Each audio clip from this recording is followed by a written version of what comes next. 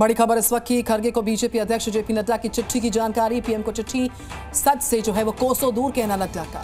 आपने राहुल पर सिलेक्टिव बात लिखी है। बीजेपी की ओर से जेपी नड्डा ने चिट्ठी लिखी है और इसमें आरोप लगाया है कि मल्लिकार्जुन खड़गे ने जो चिट्ठी पीएम को लिखी है उसमें वो सच से नहीं है। साथ ही आपने राहुल पर सेलेक्टिव बातें लिखी हैं। राहुल ने ओबीसी समुदाय को चोर कहकर गाली दी। राहुल ने पीएम को डंडे से पीटने की बात कही और इस बीच जो इस चिट्ठी में बातें शामिल है वो राहुल पर सेलेक्टिव बातों को दर्शाती है।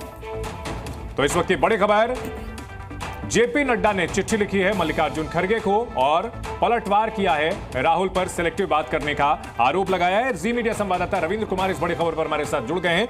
रविंद्र, क्या कुछ था इस चिट्ठी में जिसको लेकर के मल्लिकार्जुन खड़गे पर पलटवार किया है जेपी नड्डा ने? देखिए, बीजेपी अध्यक्ष ने 3 पेज का पत्र मल्लिकार्जुन खड़गे को लिखा है और कहा है कि अपने जो फेल्ड प्रोडक्ट यानी राहुल गांधी के लिए बचाव में बार बार वो जिस तरह से प्रधानमंत्री नरेंद्र मोदी को चिट्ठी लिख रहे हैं और आरोप लगा रहे हैं वो सरासर गलत है। उन्होंने कहा कि राहुल गांधी या फिर उनकी माता सोनिया गांधी दोनों का जिक्र किया अपने पत्र में। जब प्रधानमंत्री नरेंद्र मोदी खिलाफ विश्व नमन कर रहे थे तो उस समय आप कहां थे? उन्होंने उदाहरण दिया है कि प्रधानमंत्री नरेंद्र मोदी को 110 बार गालियां दी गई, अपशब्द उनको कहा गया, चाहे वो रावण हो, भस्मासुर, नालायक, राक्षस, कई तरह के जो शब्दों का उनको बोला गया है, उन सब का उन्होंने जिक्र किया है कि तब खड़गे जी ने अपने नेताओं को क्यों नहीं चुप कराया था। यहाँ तक कि जब संविधान के खतरे की बात कर रहे हैं राहुल गांधी विदेश में जाकर, जब दलितों के और पिछड़ों के आरक्षण खत्म करने की बात कर रहे हैं, तब मल्लिकार्जुन खड़गे कहाँ है?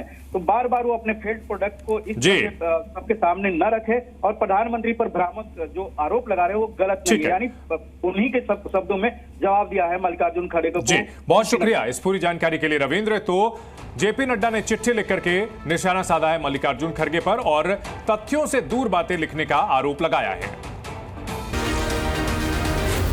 जी न्यूज़।